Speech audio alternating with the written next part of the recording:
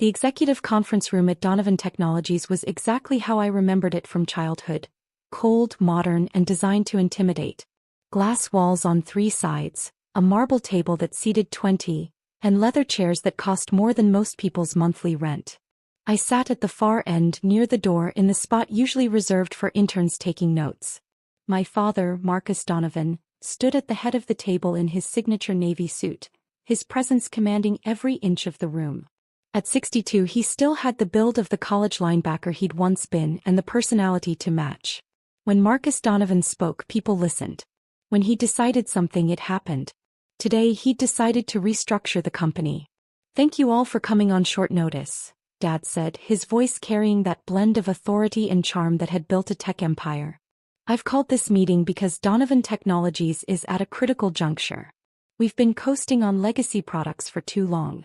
Our competitors are innovating while we're maintaining. That ends today." Heads nodded around the table. VP of Operations Sandra Kemp leaned forward attentively.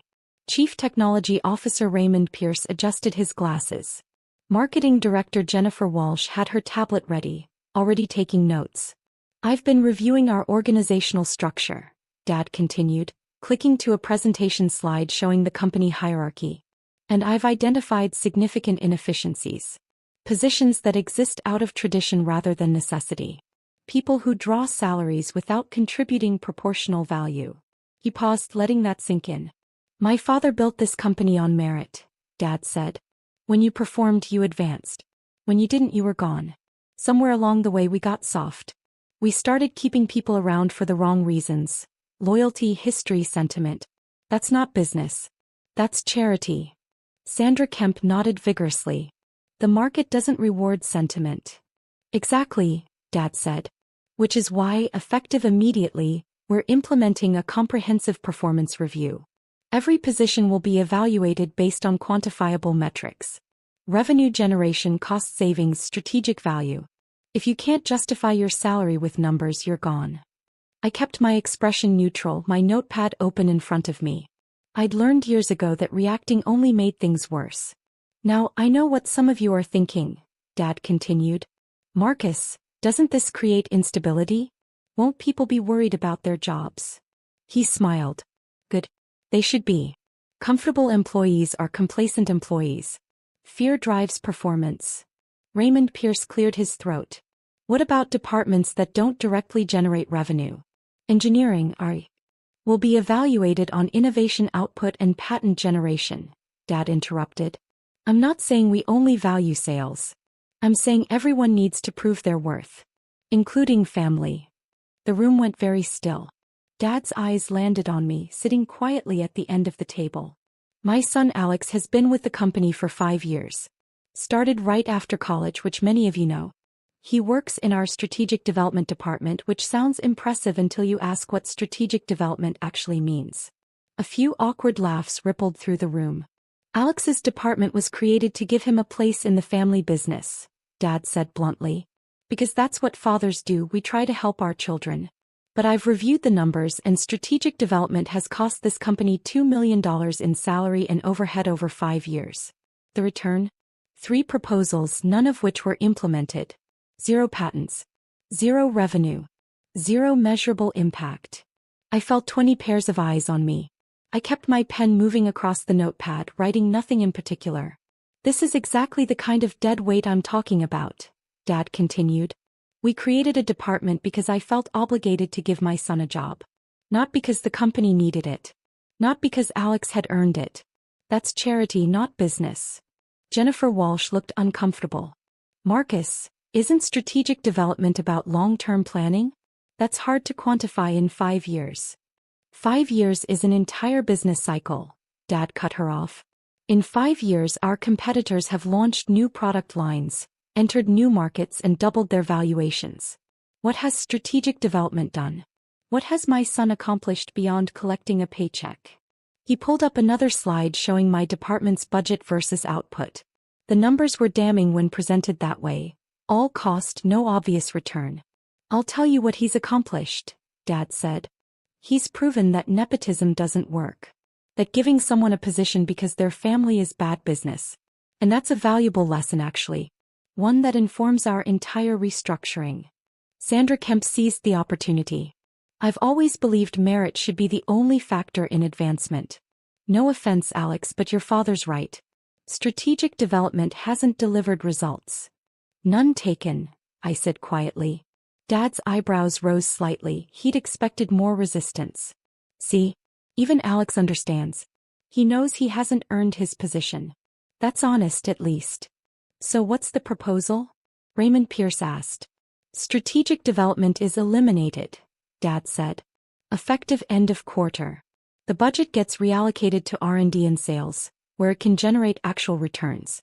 Alex will have the opportunity to interview for open positions in other departments, same as any external candidate. No special treatment. If he's qualified, he'll earn a spot. If not, he'll need to find opportunities elsewhere. I kept writing, my hands steady. That's the principle we're applying company-wide, Dad continued.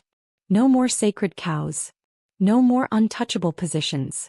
I don't care if someone's been here 30 years or if they're my own son. Results matter. Performance matters. Everything else is sentimentality, and sentimentality kills companies. What about the optics? Jennifer Walsh asked carefully. Firing the founder's son sends a message, but is it the message we want? It's exactly the message we want, Dad said firmly. It shows we're serious. That not even family gets special treatment. That Donovan Technologies is entering a new era of accountability. He looked around the table. Any questions? Timeline? Sandra asked.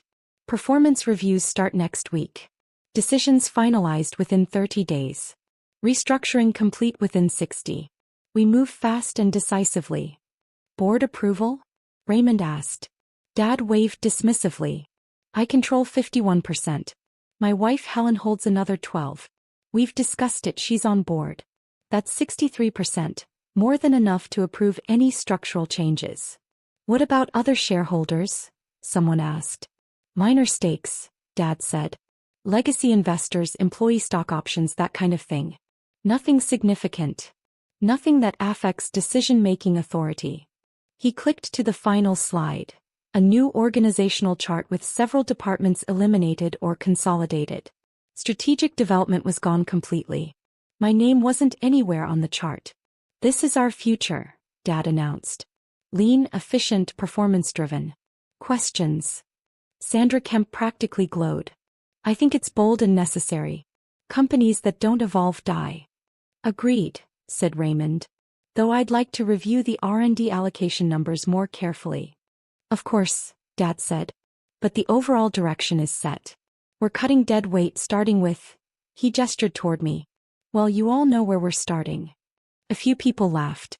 I smiled politely and kept taking notes. Alex, Dad said, addressing me directly for the first time. Do you have anything to say? Any defense of your department's performance? I looked up, meeting his eyes. No, sir. You've presented the numbers accurately. He blinked, thrown off by my lack of fight. No excuses? No explanations about how your work was undervalued or misunderstood. The numbers speak for themselves, I said calmly. Dad studied me for a moment, suspicion flickering across his face. Then he nodded. At least you're not delusional. That's something. He turned back to the room. All right, I'll send the full restructuring proposal by end of day. We'll reconvene Friday to finalize. The conference room door opened. Gerald Kim, our CFO, walked in carrying a thick folder and looking stressed. He was in his 50s, had been with the company for 15 years, and never interrupted meetings unless it was critical. Gerald, Dad said, irritated. We're in the middle of... I know, sir. I apologize. Gerald's eyes swept the room and landed on me. Something unreadable passed across his face. But we have a significant problem with the restructuring plan. What problem? Dad demanded. A legal one, Gerald said carefully. He set the folder on the table. According to corporate bylaws, any restructuring that affects more than 20% of the workforce requires approval from shareholders holding at least 75% of company stock. Dad frowned. I have 63%. Helen and I. That's not enough, Gerald interrupted gently. Not for a change of this magnitude. You're eliminating 4 departments and 37 positions. That's 29% of total headcount. It triggers the supermajority requirement. The room went silent. That's a technicality, Sandra Kemp said quickly. We can structure it as phased reductions instead of a single restructuring. It's not a technicality, it's corporate law, Gerald said firmly. And the SEC has been auditing tech companies for exactly this kind of workaround. We can't risk it. Dad's jaw tightened. Fine. What about the other shareholders? The legacy investors, the employee stock options. Combined, they represent about 10%, Gerald said. Even if you got unanimous approval from all of them, which you won't, you'd only reach 73%. You need 75. That's impossible, Raymond Pierce said. If Marcus has 63 and others have 10, that's only 73% total. Where's the other 27%? Gerald didn't answer immediately. He opened the folder and pulled out a document, the official shareholder registry, I realized. The same one I'd been reviewing quarterly for 5 years. That's what I came to discuss, Gerald said slowly. The ownership structure is more complicated than most people realize. Dad stepped forward, snatching the registry. What are you talking about? I know exactly who owns what. Helen and I have controlling interest. Everything else is minor stakes. That was true, Gerald said. Until about 6 years ago. The temperature in the room seemed to drop. 6 years ago? Dad repeated. What happened 6 years ago? Gerald looked at me again. Alex turned 18. Everyone turned to stare at me. I kept my expression neutral, my pen still in hand. What does Alex turning 18 have to do with anything? Sandra demanded. Everything, Gerald said quietly. He pulled out another document. When Alex was born, Marcus's mother, the company founder's widow, established a trust. She put 25% of her personal shares into it, designated for her grandson. The trust was structured to mature when Alex turned 18. Dad's face had gone pale. That trust was dissolved. Mom's shares reverted to me when she died. No, Gerald said gently. They didn't. The trust was irrevocable. When your mother passed away, the trust remained intact. When Alex turned 18, those shares transferred automatically. 25%, Raymond said slowly. That gives Alex 25%? It did, Gerald confirmed. But that's not the whole story. He pulled out more documents, spreading them across the table. Over the past 6 years, Alex has been quietly purchasing shares on the open market. Every time an employee exercised stock options and sold, every time a legacy investor wanted to cash out, Alex bought them. Dad grabbed the papers, his hands shaking. That's impossible. Where would he get that kind of money? From dividends on his existing shares, Gerald said. 25% of company profits for 6 years generates substantial capital. Alex reinvested every penny into acquiring more equity. You're telling me my son has been buying shares behind my back? Dad's voice rose. And you didn't tell me? The transactions were legal and properly filed, Gerald said defensively. Alex wasn't hiding anything. He filed all required SEC disclosures, worked through proper brokers, followed every regulation. I assumed you knew. You received the same quarterly shareholder reports that I do. I don't read those line by line, Dad snapped. I know who the major shareholders are. Me, Helen, some minor players. Alex isn't a minor player anymore, Gerald interrupted. He pulled out the current registry, the one certified this morning. As of today, Alex Donovan owns 73% of Donovan Technologies. The silence was absolute. Sandra Kemp laughed nervously. That's not possible. Marcus just said he owns 63%. The math doesn't work.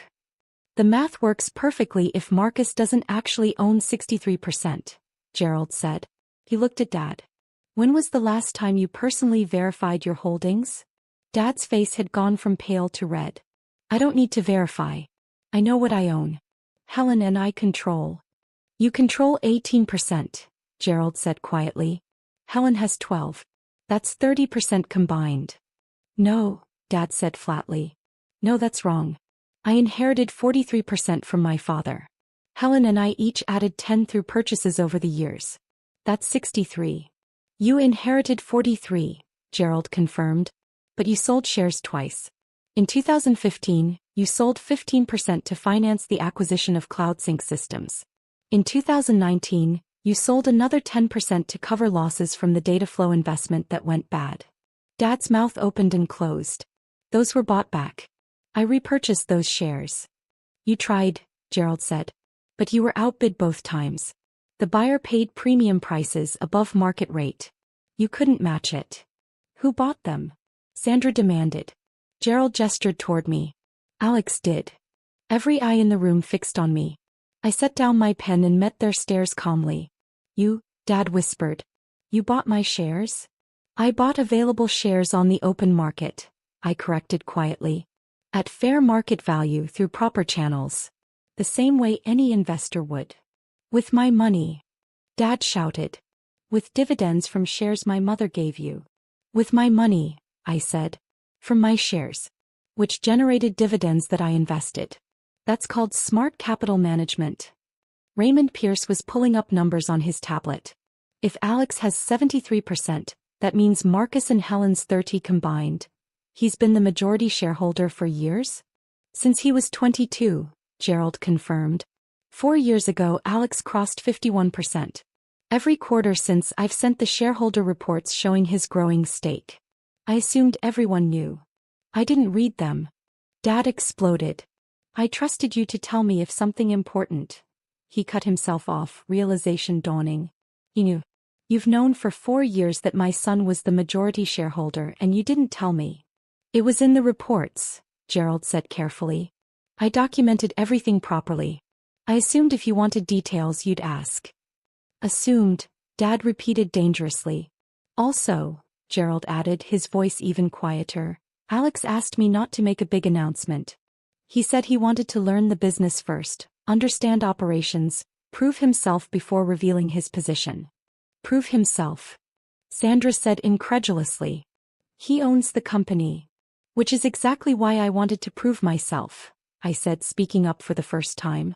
I didn't want people treating me differently because of ownership. I wanted to see how the company really worked. How decisions were made. How people were treated when they thought I was powerless. Dad stared at me like he'd never seen me before. Strategic development. That whole department. Was my idea, I confirmed. I asked Gerald to create it. Low profile, small budget, no direct reports. A position where I could observe operations without drawing attention. The proposals that were never implemented? Raymond asked. Were implemented, I said. Just not under my name. The shift to cloud-based infrastructure 3 years ago? That was my proposal. Gerald presented it to the board as coming from an external consultant. Same with the customer retention program that increased renewal rates by 32%. And the supplier diversification strategy that saved $4 million last year. Jennifer Walsh was scrolling through her tablet. The consultant reports. Those were you? I hired actual consultants to polish the proposals and present them, I explained. I didn't want credit. I wanted to see if the ideas worked. Why? Dad's voice was hoarse. I looked at him steadily. Because you would have rejected them if you knew they came from me. You've spent 5 years telling everyone I'm useless. That I'm dead weight. That I'm only here because of nepotism. How would you have reacted if your useless son started proposing company strategies? He didn't answer. Let me guess, I continued. You would have dismissed them without reading. Told me to stay in my lane. Maybe even used it as more evidence that I didn't understand business. I paused. So I kept quiet. I learned. I implemented ideas through proper channels. And I watched. Watched what? Sandra asked. How the company really operates, I said. Who's actually competent? Who's just good at office politics? Who cares about the work? Who's just protecting their position? I looked at Sandra. You've been trying to get Dad to eliminate strategic development for 3 years. Not because it's inefficient, but because you want its budget for operations. Sandra's face flushed. That's not. I've read your emails, I said calmly. To Gerald, to Raymond, to anyone who'll listen. Useless department. Waste of resources. You've been lobbying against me personally because you think eliminating my position makes you look decisive. You had no right to read my emails. I have every right, I said. I'm the majority shareholder.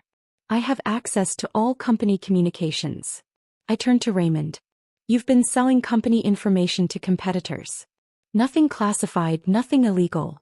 Just strategic insights to the CTO at NextGen Systems. Your college roommate, I believe. Raymond went pale. That's not, we just talk shop. You've told him about 3 product launches before public announcement, I said. Small timing advantages that let NextGen position themselves better. And not quite illegal. Just deeply unethical. I looked around the table. I've spent 5 years watching. Learning who actually deserves to be here. Who's performing. Who's coasting. Who's actively sabotaging. My eyes landed on Dad. And who's making decisions based on ego instead of data. Dad's hands were clenched on the table. You think you know better than me? I built this company. Grandpa built this company, I corrected. You inherited it. And you've done well, I'll give you that. Revenue's up, market share is stable. But you've also made serious mistakes. CloudSync acquisition? Cost us $40 million and we shut it down within 2 years. Dataflow investment? Total loss. The vendor consolidation last year that you pushed through over Gerald's objections?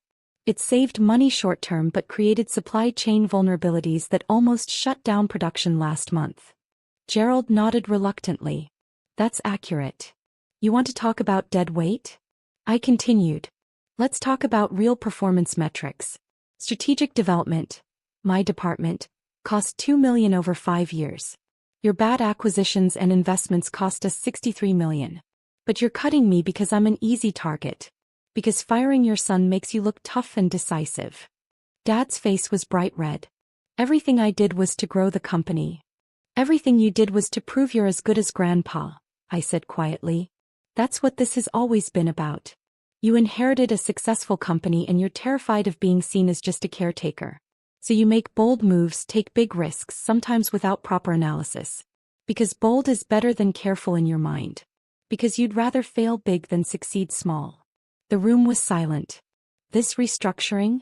I gestured at the presentation still on the screen. Half of it makes sense. The other half is eliminating people who've disagreed with you recently.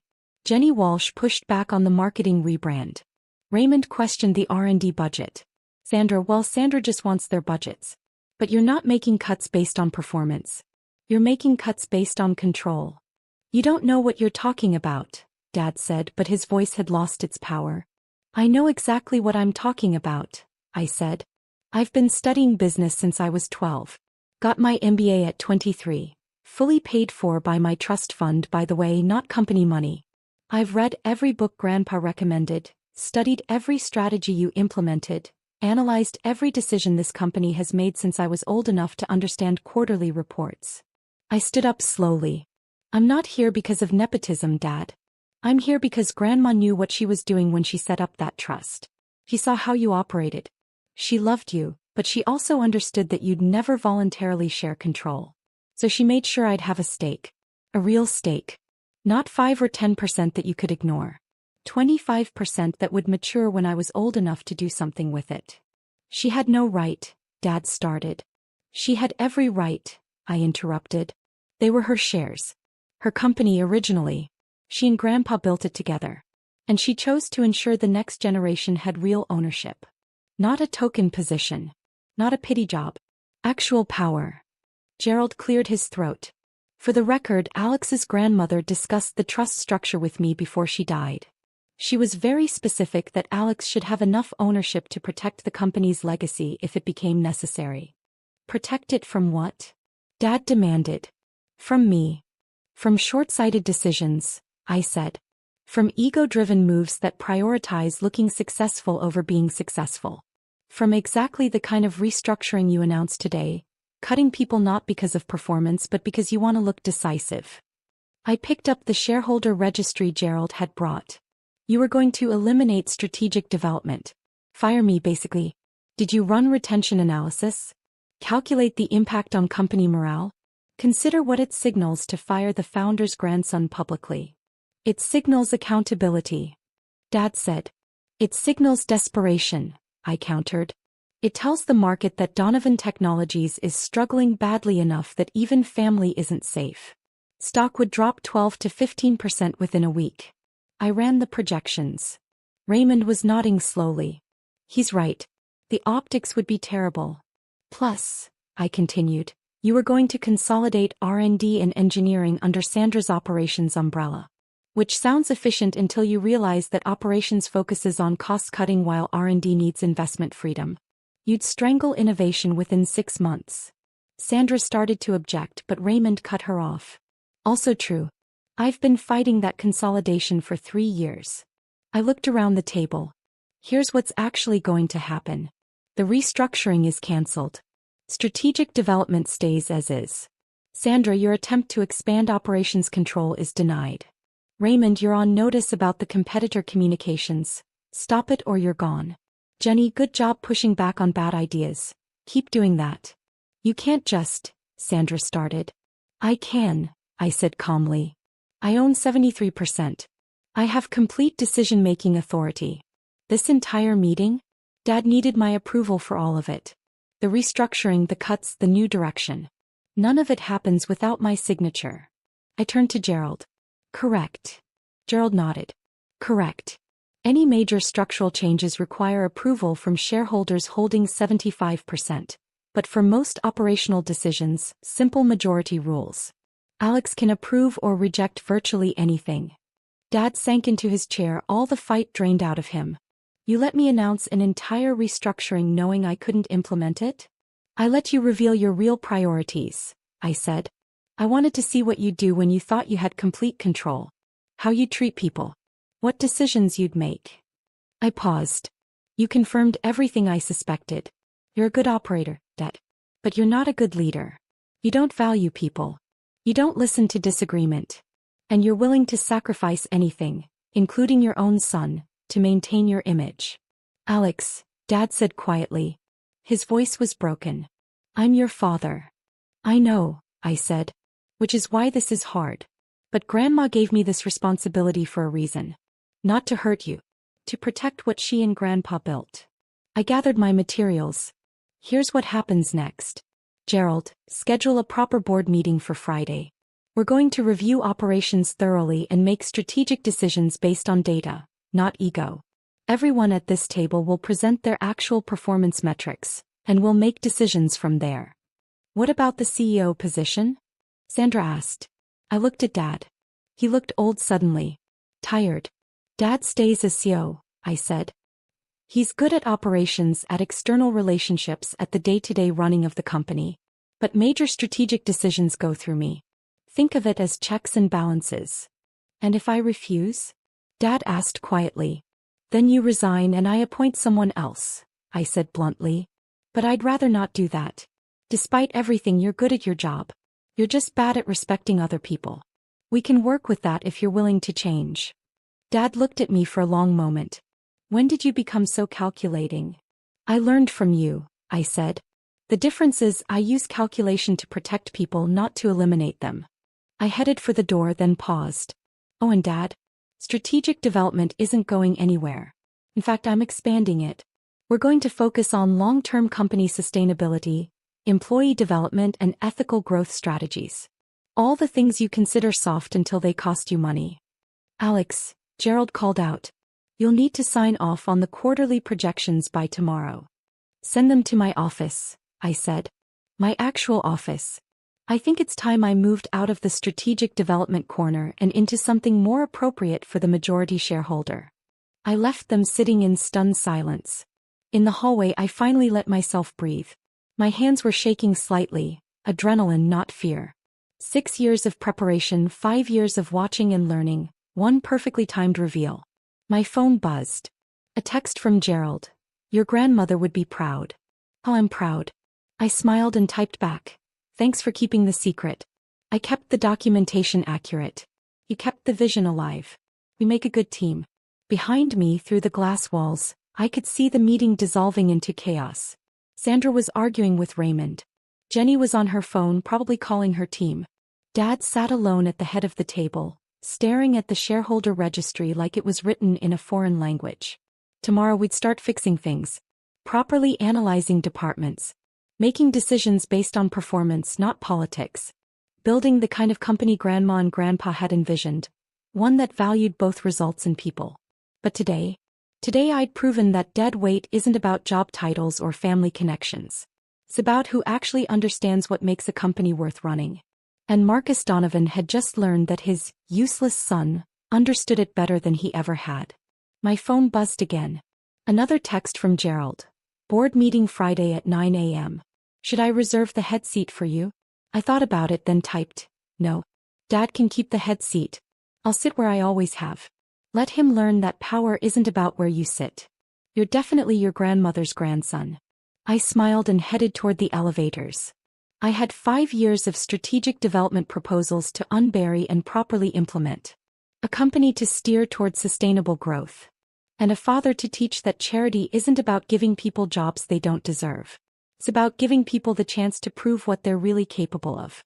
Even when everyone assumes they're dead weight. Especially then.